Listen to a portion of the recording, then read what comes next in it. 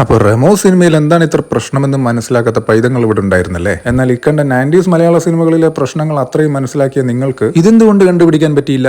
നായകന് യാതൊരു വേറബോർഡ്സും അറിയാത്തൊരു പെൺകുട്ടിയെ അവിചാരിതമായി കണ്ടുമുട്ടുകയും ആ കണ്ട മാത്രയിൽ തന്നെ എനിക്ക് അവളോട് പ്രേമമായെന്ന് സ്വയം പ്രഖ്യാപിക്കുകയും ശേഷം അതേ ഫീലിംഗ് അവൾ അങ്ങനെ ഇങ്ങോട്ട് റെസിപ്രൊക്കേറ്റ് ചെയ്യുന്നില്ലെങ്കിലും പുറകെ നടന്ന് ഇങ്ങോട്ട് തോന്നാത്ത ആ ഒരു പ്രേമം ആളുടെ മനസ്സിൽ മുട്ടിടിപ്പിക്കുന്ന നായകന്മാർ കമേഴ്സ്യൽ സിനിമയിൽ പണ്ടേ ഉള്ളതാണ്. അത് തന്നെ ചീപ്പാണ്. എന്നാൽ അതിനേക്കാൾ ഒരുപടി മുകളിലായിരുന്നു ഈ സിനിമയിലെ നായകൻ. കണ്ട ഉടനെ ഒരു പെണ്ണിനോട് ഇഷ്ടം തോന്നുന്നത് ഓക്കെ, എന്നാൽ അവളെ എൻഗേജ്ഡ് ആണെന്ന് അറിഞ്ഞാൽ പിന്നെ ആ പരിസരത്തേക്ക് പോവാതിരിക്കുകയല്ലേ വേണ്ടത്? അതല്ലേ ഒരു യഥാർത്ഥ ആണ് ചെയ്യേണ്ടത്?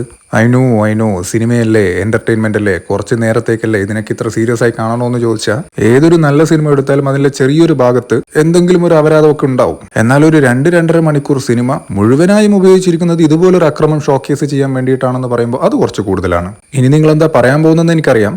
ആ കല്യാണം ഉറപ്പിച്ച പയ്യന്റെ ബാക്ക്ഗ്രൗണ്ട്, അതിനെപ്പറ്റി അന്വേഷിക്കേണ്ടത് ആ പെണ്ണിന്റെ അച്ഛന്റെയും അമ്മയുടെയും കടമയാണ്. അല്ലാതെ ഈ പെണ്ണിനെ മാനിപ്പുലേറ്റ് ചെയ്ത് മാനിഫെസ്റ്റ് ചെയ്ത് സ്വന്തമാക്കണമെന്ന് ആഗ്രഹിക്കുന്ന റോട്ടിൽ കൂടെ പോകുന്ന ഒരുത്തന്റെ ജോലിയല്ല അത്. അപ്പൊ ഇതൊക്കെ മനസ്സിലാക്കാൻ എന്താണോ ഇത്ര പാട്? സമ്പൂർണ്ണ സാക്ഷരത ബന്ദർക്ക ബച്ചെ. എനിവേസ്, എന്റെ ആ വീഡിയോയിൽ ഇതേ ലൈനിൽ ഏതാണ്ട് 10ഓളം കമന്റുകൾ ഉണ്ടായിരുന്നു. യൂട്യൂബ് റാൻഡംലി സ്ക്രോൾ ചെയ്യുന്നതിനിടയിൽ ആ വീഡിയോ കണ്ണിൽപ്പെട്ട് ഈ ഒരു കമന്റ് ഇട്ടവരാണെങ്കിൽ ഓക്കെ. ഇനി അങ്ങനെയല്ല, ഇവിടെ തന്നെ ഉള്ള ആളുകളാണെങ്കിൽ, സബ്സ്ക്രൈബ് ചെയ്തിരിക്കുന്ന ആളുകളാണെങ്കിൽ ദെൻ ഇവിടുന്ന് നിങ്ങൾ അൺസബ്സ്ക്രൈബ് ചെയ്ത് പോകുന്നതായിരിക്കും നല്ലത്. കാരണം പോസ്റ്റ് ഇടുന്നവനും അത് കാണുന്നവനും തമ്മിലൊരു മാനസിക അടുപ്പം വേണം. അവരുടെ ഐഡിയോളജീസ് ഓൾമോസ്റ്റ് സെയിം ആയിരിക്കണം. ഇല്ലെങ്കിൽ അങ്ങനെയുള്ള ഓഡിയൻസിന് വേണ്ടിയാണല്ലോ ഇത് ഇടുന്നതെന്ന് ആലോചിക്കുമ്പോൾ എനിക്കും ഇങ്ങനെ മൈൻഡ് സെറ്റ് ഉള്ള ഒരുത്തന്റെ പോസ്റ്റുകളാണല്ലോ ഞാൻ ഈ കാണുന്നത് എന്നുള്ള ബുദ്ധിമുട്ടും നിങ്ങൾക്കും ഉണ്ടാവുന്നതായിരിക്കും. അത് ഒഴിവാക്കാൻ വേണ്ടിയാണ്.